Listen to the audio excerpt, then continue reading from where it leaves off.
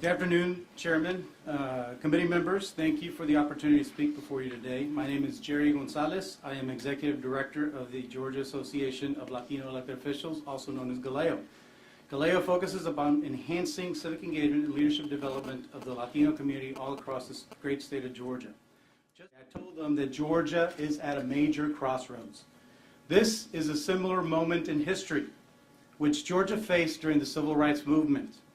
The choice then and the choice now will set the course for our future. During the Civil Rights Movement, Georgia's business community decided to step up and be a part of racial harmony rather than allow Georgia to be consumed by division like Alabama did. The considerations in this room on which direction to choose are of historic proportion, and I would urge you all to consider these as such. This committee was convened by House Speaker and Lieutenant Governor, and I strongly believe that this committee has tremendous potential to change the paradigm of the serious conflict and issue which we face. The issue of a broken immigration system. All of you are in the ruling leadership of our state. You have tremendous influence and power which you can harness for the betterment of both our state and our great nation. This committee can play a significant role with our immigration problems. However, it should not be done so by considering state legislation to regulate or enforce immigration policy, but it should do so by influencing our Georgia delegation in our U.S. Congress. As Republicans, you can no longer simply point to Washington, D.C. and blame them for everything that is wrong with our immigration system. With your power and influence, you can work with our U.S. Senators Chambliss and Isaacson to craft a compromise with President Obama on immigration. Instead of pointing fingers to Washington, D.C., you truly have the power and influence to fix the broken system by working with our congressional delegation, and I do hope that this committee will focus upon this option instead of considering state legislative fixes for a federal issue. Nonetheless, we are here today because there has been a strong indication this election cycle that Georgia wants to consider an Arizona-style law. Politicians have been beating their chest talking about enforcing the rule of law, equating undocumented immigrants as criminals. This is happening despite the fact that the Arizona law is in litigation and despite the fact that it has truly divided Arizona like nothing before. Furthermore, Arizona has further been devastated by international ire it has earned and the lack of tourism and conventions. Georgia is not Arizona. And yes, we are at a crossroads today. Should you consider choosing the wrong path, Georgia will suffer economically, politically, socially, culturally because of these considerations. Due to time constraints, I will focus my comments on the economic impacts. There are 4 areas, I think, that Georgia will suffer economically. To begin with, Georgia will harm its efforts to attract foreign investment. Secondly, Georgia will lose tourism and convention business because of an Arizona-type law.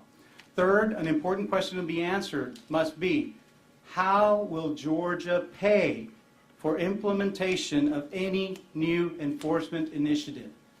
We are facing serious budget constraints. Where is the money going to come from to enforce any kind of provisions that you may pass?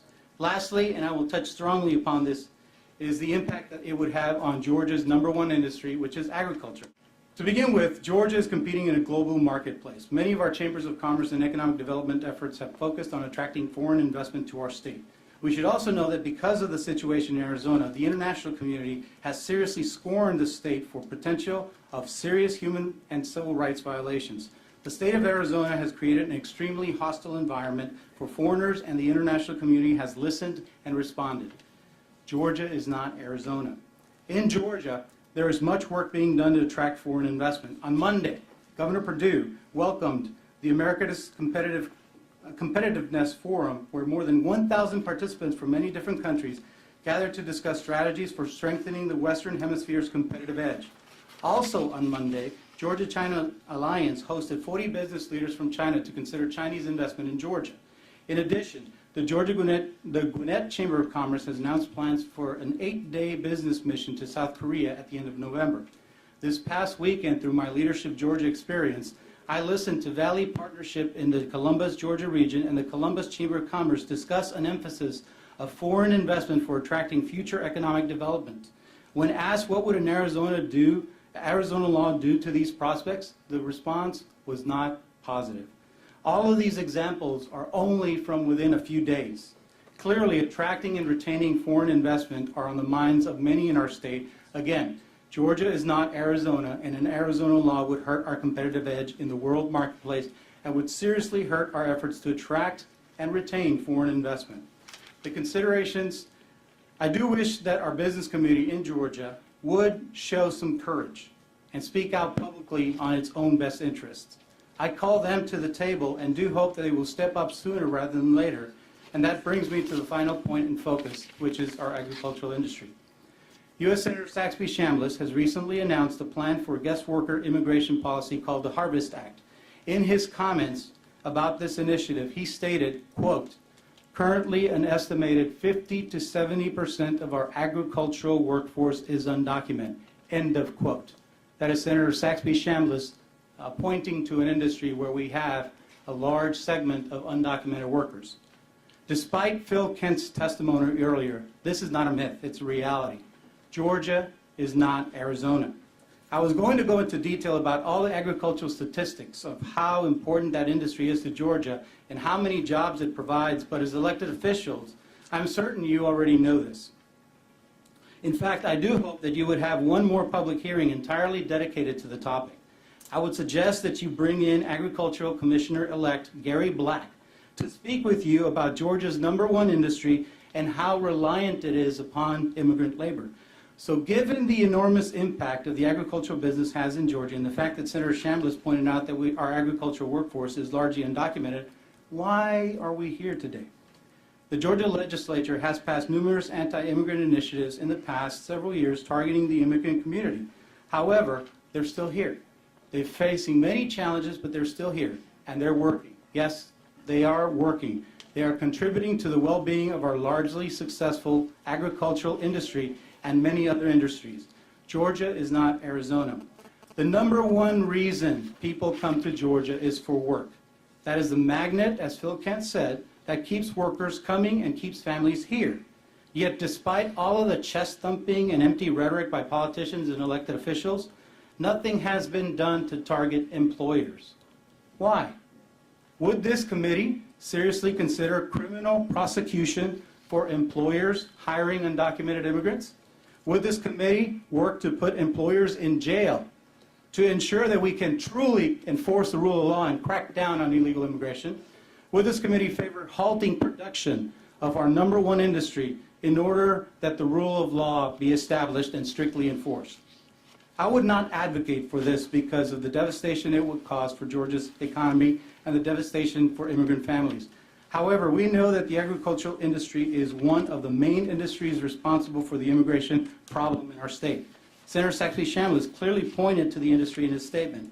If this committee is intent about enforcing the rule of law, leave the students alone, focus on the poultry business, focus on the agricultural business. That's why people are here. They're not here to go to college. Leave the students alone. If this committee is serious, we should go down to Vidalia during picking season to enforce the rule of law. Oh wait, it already happened. I'm sorry. In 1998, the Vidalia industry was struck with an immigration raid. Then Senator Paul Coverdale and current Senator Saxby Chambliss intervened of the picking of the crops and continued with amnesty for the rule of law for 19 counties in Georgia. Continuing on the crackdown on immigrant workers will only provide amnesty for the employers who are never held accountable in this process. As I've stated before, Georgia is not Arizona, and we cannot afford to enforce the rule of law because our agricultural industry, along with other industries, desperately need immigrant labor in order for them to be successful. Without that labor, many more jobs would be lost, and our state would suffer even more serious economic hardship. Georgia is not Arizona. Again, I urge this committee to use its power and influence to work with our congressional delegation to finally roll up its sleeves and produce a solution with President Obama that would benefit both our state and our nation. Thank you, committee. Thank you, Mr. Chairman. Appreciate the time. We can take a question or two? Yes, I'll entertain questions, please.